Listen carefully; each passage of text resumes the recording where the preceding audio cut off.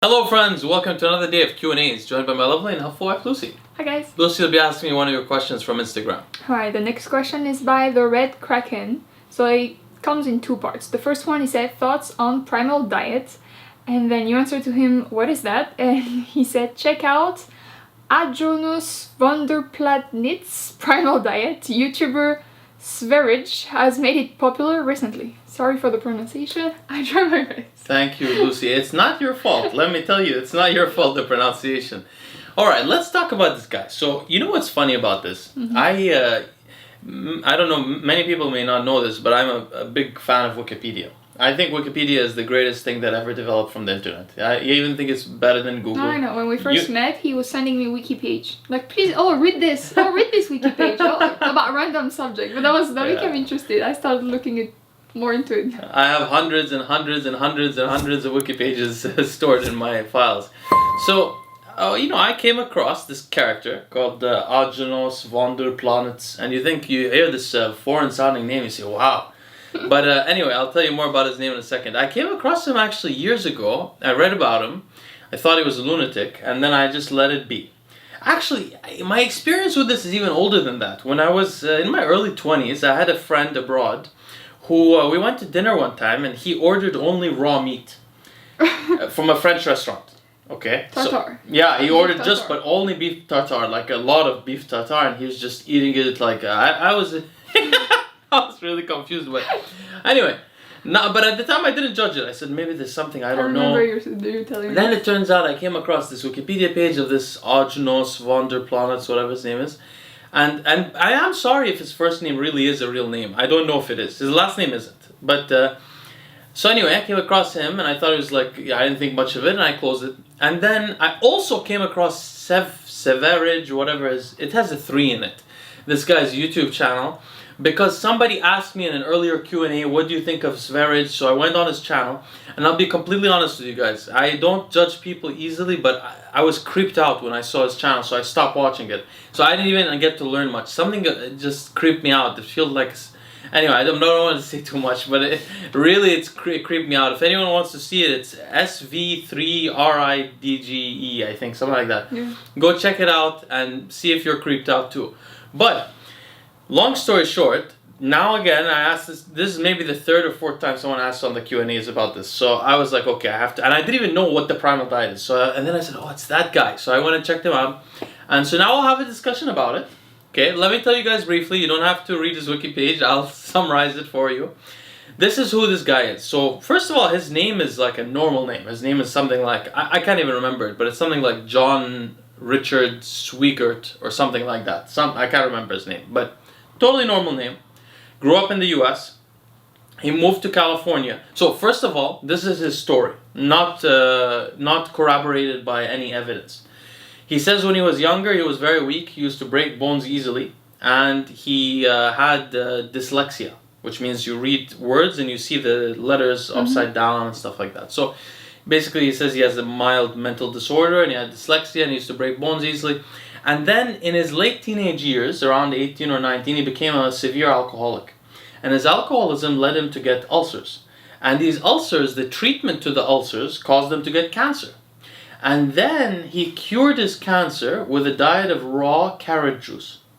So he cured cancer, not he just prevented it. Now, by the way, for those that don't know, there is a major study, I have to find it, but maybe I'll link it here. I'm not sure if I will, okay. But there's a major study from the 90s called the beta-carotene and alpha tocopherol cancer prevention study, not curing study. That did not go very well. Let's you put just it did the Blaha, so you're gonna have to put the study down there. Oh yeah, that's true. Blah is always like, I don't like to put studies, but no, but this is a really famous study. Okay, it's everybody should know about it. It was in the mid-90s, something like that. So, but this guy said, no. The raw carrot juice cured the cancer. So it's very interesting. So first he was a raw vegan. Then he claimed he was on a trip cycling through the U.S. And while he was cycling, he came across some wild coyotes. And these coyotes took a rabbit, bit it, opened it up, and then gave it to him and watched him eat it. So he had to eat the raw rabbit to satisfy the coyotes. Now, when he ate the raw rabbit, he started to realize, he had an epiphany, that raw meat would be the cure to humanity. So he was originally a raw vegan, now he became a raw vegan plus raw meat plus raw milk. And that became his thing, and he moved back to California, or maybe he moved to California. I don't know if he was already in California. He moved to California, moved to Venice Beach. He opened up a stand in Venice Beach saying he's a nutritionist, trying to convince people that they should become raw vegan, raw meat eaters. They cannot be vegan and eat meat, right? Well, basically raw eaters, I guess. That's what it means. Raw, non-processed foods. Okay, let's put it that way. So he did that, and he gained a following. Okay, very big following, much bigger following than this channel will ever have. And he got a lot of people behind him. He started to publish books with a PhD title. He doesn't have a bachelor's degree, by the way, just with a PhD. And he became very well known. He started a couple of companies. And he became very involved in the fight because actually drinking raw milk is illegal. I mean, not drinking it, but producing raw milk is illegal in the state of California, or was. Drinking raw milk in California, or at least producing it, not drinking it, is actually illegal. And he was the leader of this movement to get some way that people could drink raw milk. And the way they did it is complicated. They rented out cows from people and then had a co-op where they would give the milk to each other, something like that. It doesn't really matter. The point is, his major claims in his lifetime was that he cured many people of cancer from raw fruits, vegetables, and meats, and that the cooking element as well as processing was the reason for many of humanity's illnesses.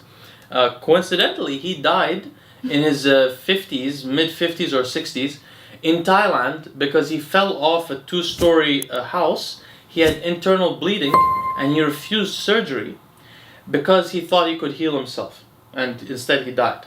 So now we should never laugh at someone's death, but this is interesting. It's important that I mention that, because the question is, now in these nutrition wars, you see, you have ketogenic people on one side, you have vegans on the other side, you have the low carb people, you have people that believe that saturated fat causes heart disease, you have people that believe that high triglycerides cause heart disease, and saturated fat does not at all. These are people who eat coconut butter and put butter on everything.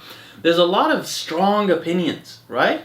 And the only thing you can really argue about, you can argue about a lot of kind of studies, including epidemiological studies and including, more detailed controlled lab studies, but basically nobody knows the truth, and there's a lot of strong opinions. In this world, charlatans and con men who want money and fame reign supreme, because it's easy to get people following you when you're talking about health, and it's easy when there's no clear-cut, obvious consensus. So, for example, there was a lady, I don't remember her name, but an Australian lady who claimed that she cured herself of cancer. Do you remember I mentioned her to you? Yeah, I remember. She got caught later. She apparently never had cancer. There's a lot of things like that. Now, my question when I was reading about this Aajonus Vonderplanitz, by the way, he renamed himself that. His name is John something Swigert or something like that. He took a aristocratic German name, Vonderplanitz. I don't know if he's trying to say is there in German, maybe some German speakers can tell us, is planets the same thing as planets in English? I don't know. But in Germany, you cannot rename yourself with an aristocratic name. Von is only for people who have aristocratic origins. So, anyway, it's like in France, D-A, you can't do that. So, anyway, he liked to be, and he had the PhD also. So, these are attributes you would associate with a con man. But he also died because he seems to have thought that he could cure himself. So, this is an attribute you would associate with lunatic. So he has attributes of con man, authority speaking, I'm a PhD, my Vonderplanitz, I'm German, whatever. And he also has the attributes of associated with lunacy, which is he died because of refusing medical treatment. And also, another thing he did, which is very interesting, is that the last 20 years or so of his life, he kept claiming to be a target of government persecution and all these kind of things, which is paranoias that are strongly associated with both bipolar disorder and schizophrenia. So, I can't say he's purely a con man, but he did claim to authority. He did create a cool sounding aristocratic name, not just to hide his real name, but aristocratic. And then he also did the PhD thing and made a lot of claims, which, by the way, anyone who's cured cancer will bring the case into a university, show that the person's records, they had cancer, they don't now, and they will document it. It's called a case study, and that's it. Now you have proof. That's all you need to do. It's not much. He claimed hundreds of these cases, never brought one into a university. Just like those people that say that they're telepaths, they can sense people speaking, but there was a $1 million prize if you can prove this. None of them ever went for this prize, right? But you call them, they tell you your future over the phone. So there's an element of a con man and an element of a thing. Now, let's talk about, and I just want to say in general, not only do con men, are they frequent in this world of health and nutrition, but also there's a lot of lunatics. Mm-hmm. There's a lot of people with minor mental disorders that float to this area. So there's a lot of people with very strong opinions. Like you go on Twitter, I have a Twitter account, which is like 10 people follow it, but apparently most of the people that view the channel don't use Twitter. But I don't even want to be active on Twitter because people are so aggressive about stuff that, you're right or I'm right, whatever. It's no reason to be angry. Why are you angry? I don't understand. They're always angry on that place. So it attracts people with mild mental disorders who put that anger and that paranoia into this subject. So basically, what we know is, so that's what I want to say. There's a lot of comment, there's a lot of lunatics. Aajonus Vonderplanitz or Sv3rige, whatever his name was most likely a little bit of both. But let's talk about the actual element of the diet, okay? So first of all, not all fruits and vegetables are better raw than they are cooked. Mm-hmm. Even though I eat mostly raw fruits and vegetables, and most of them are probably better raw. But let's give some examples. I mean, you guys can watch my Greg Doucette cookbook review, in which I show that some vegetables are better microwaved or steamed. And some vegetables, like for example, the cruciferous vegetables, when you chop them finely, you know this very well, the enzyme myrosinase mixes with glucoraphanin to produce sulforaphane, which is a tremendously healthful molecule. But if you don't chop it, if you just eat it raw, and for example, if you put it, the best thing you could do is freeze it and then put it in a blender. Okay, so processing actually makes it more available to you. And some vegetables are better if they're steamed or microwaved. Now, very few are better if they're very well cooked. Like the only two that I can think of are tomatoes and carrots. Yeah. The point is, it doesn't mean that raw is the best way. Now, certainly this raw carrot juice is not the best thing, because juicing, we know conclusively, is not the best way to consume any fruit or vegetable, because juicing causes you to get rid of a lot of the fiber, especially if you remove the pulp. And we know that this juice then can get, basically the fructose can get inside your intestinal areas in a way that where the fructose is still intact. And some research by some cancer researchers, which I mentioned in the Greg Doucette cookbook review, I won't go into it again, but shows that potentially this could lead to greater cancer development, colorectal cancer development. Basically, fructose as a molecule is not our friend. The reason why we store so much fat from fructose and have the responses we do is because we used to consume fructose about once a year. Mm-hmm. And you needed to store a lot of fat to get through the winter. So you were supposed to react that way. But if you're consuming it all year, especially in a juice where it's quickly absorbed, and this is a problem. So first of all, this is not really scientific.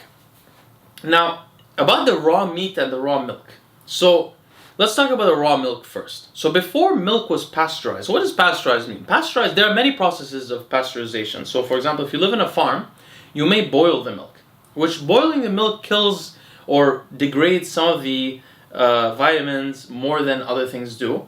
But pasteurization is just, excuse me, this is a finasteride affecting my eye. Pasteurization it involves heating the milk to 72 degrees Celsius, usually, for 15 seconds and then stopping.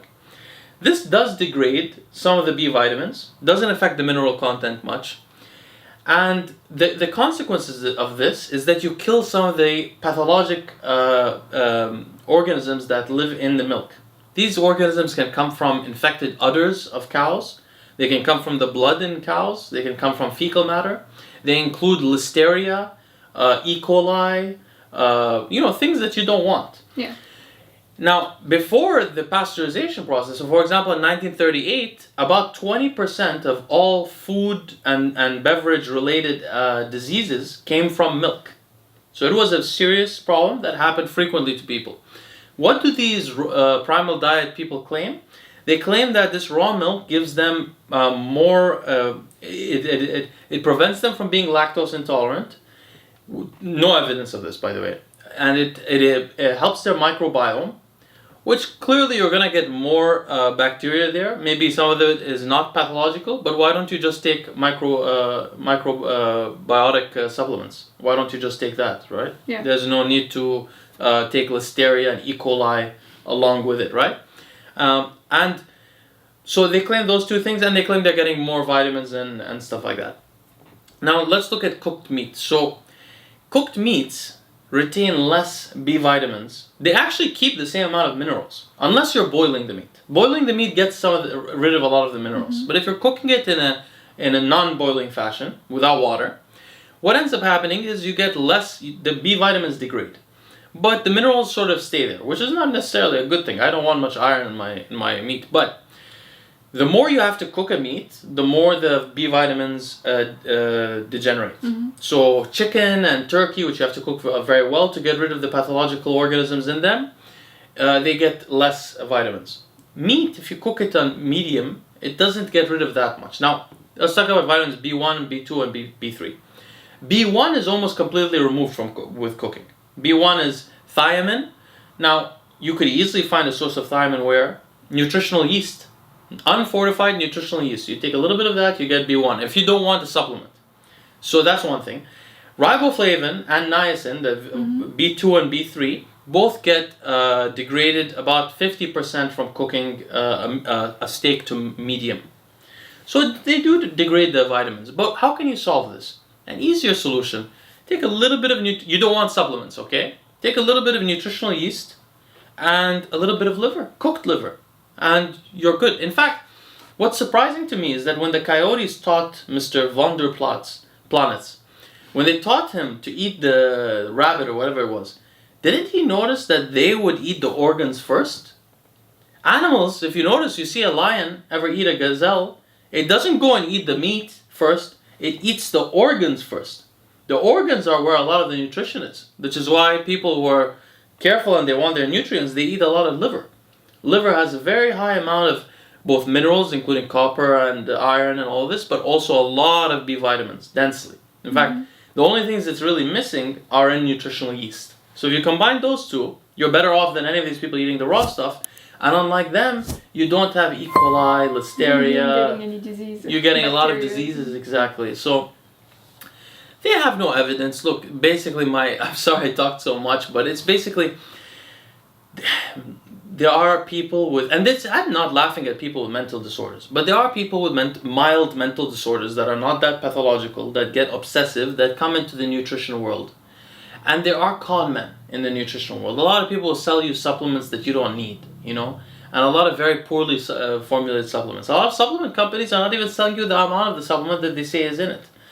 And there's a lot of people that work on this because they want to, because when people care about their health, you guys watching this channel, I know most of you are around my age, you might not care about your health that much, but when you get to the age of 60, there's a lot of people, there's some guy saying that there's one strain of marijuana that cures cancer. I mean, there's people like that say that marijuana cures cancer or this kind of juice cures cancer because people want their health and they can prey on this. And there's even, there's a lady in Australia, there's many people like this, called breatharianism. They believe that you don't need to eat. You just breathe and go in sunlight. And this woman has claimed that she hasn't eaten much for years. And she has followers, some of them die following her book, but she makes money off it. And there are people like that in the world. So you always have to keep that in mind. There's con men and lunatics in nutrition. And I think that Mr. Vonderplanitz, God rest his soul, was probably a little bit of both. Yeah. That's all I have to say. Thank you for your question. We'll see you next time.